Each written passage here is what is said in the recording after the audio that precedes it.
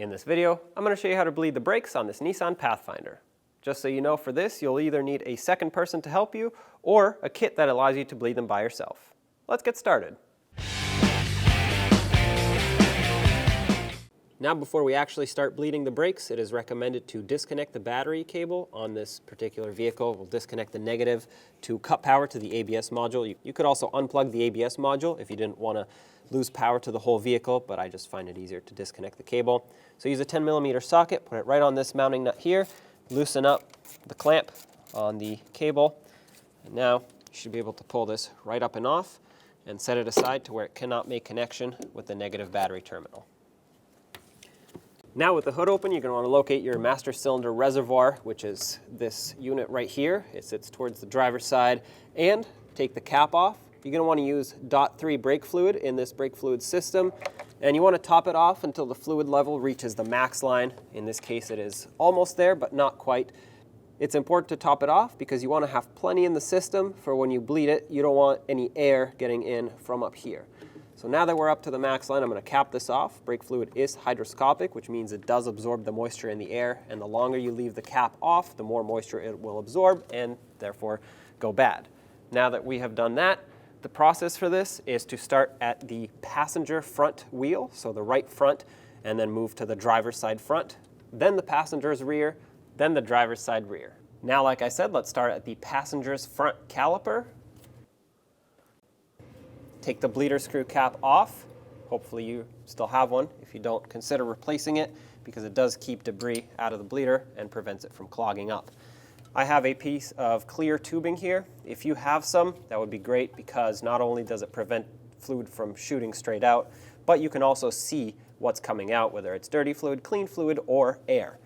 Of course, at this point, you want to grab a 10mm wrench, put it on the bleeder screw, and crack it open. But first, I have to have my assistant pump up the brakes.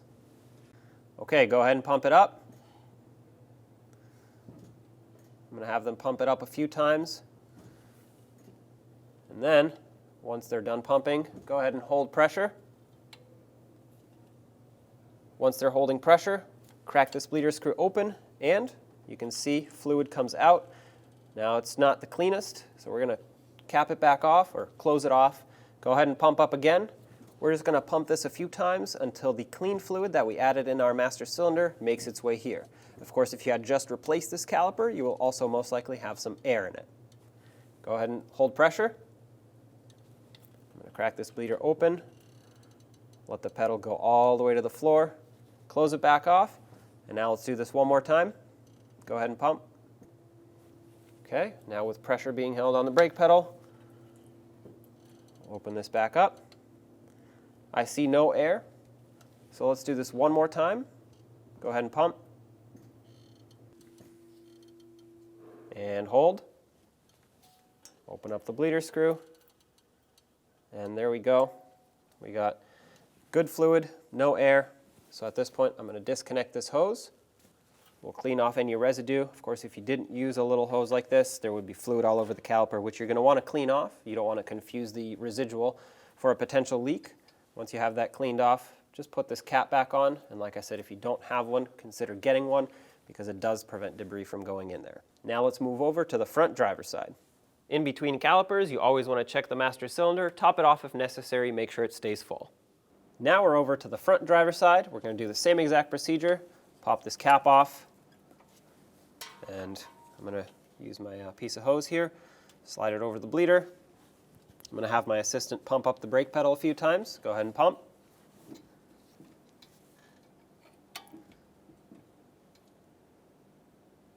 All right, hold pressure. I'm going to use my 10mm wrench, crack this open. Fluid, oh, look at that, we got a couple bubbles of air, so that's good. Fluid comes out. Close this off as the brake pedal hits the floor, and pump up again. And hold pressure. Okay, let's do this again. Pump up the brake pedal and hold pressure. All right, I got no air this time, so let's do this one more time just to make sure. Go ahead and pump it up and hold pressure. Perfect. That was nice, clean fluid, so I'm happy with this. I'm going to close this off, disconnect my hose, clean off any residual here. Use some brake parts cleaner if needed. Wash this off. And of course, put this little cap back on. And now, let's top off that master cylinder again and move on to the right rear wheel, that being the passenger rear. Now, moving to the passenger's rear, or the right rear caliper. Once again, let's pop this cap off of the bleeder screw, which, by the way, these in the rear take an 8mm wrench or socket, whatever you want to use. They are no longer a 10mm. I'm going to grab my hose just so I can direct the flow of fluid into my collection bucket without it spraying everywhere.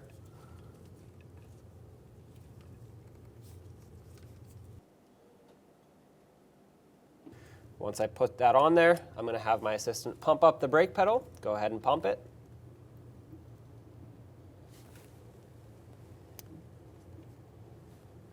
And after a few pumps, hold pressure.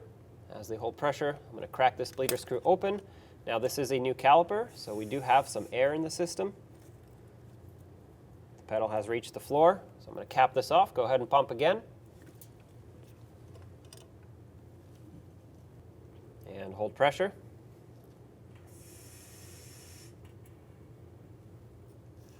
Close it off. Let's pump up again. And hold pressure.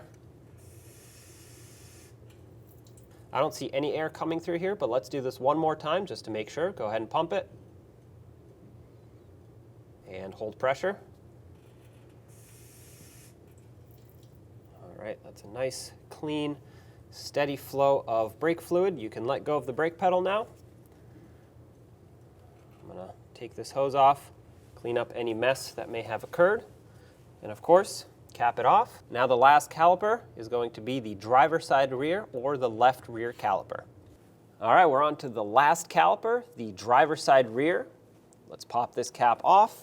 I'm going to put my hose on, and of course, we'll do the same thing again.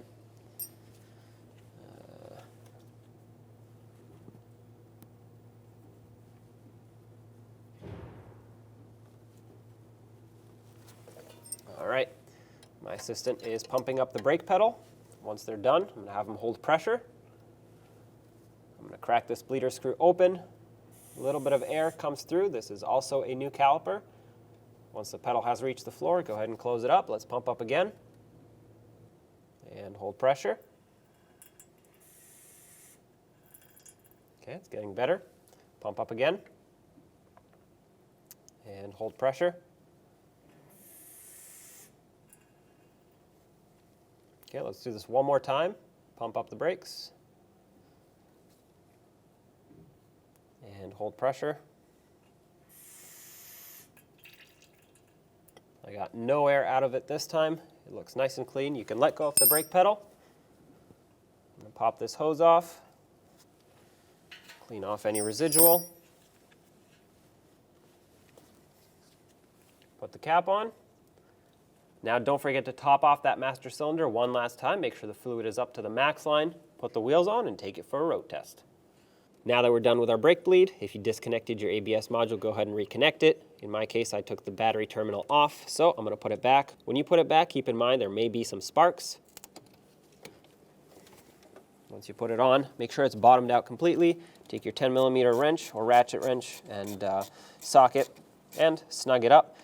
You don't have to crank this down very tight. The way you know that it's tight enough is if you can grab this by hand and the battery terminal doesn't spin on the post, you're good to go. Don't need to go past that because it will actually stretch this and over time it won't hold anymore.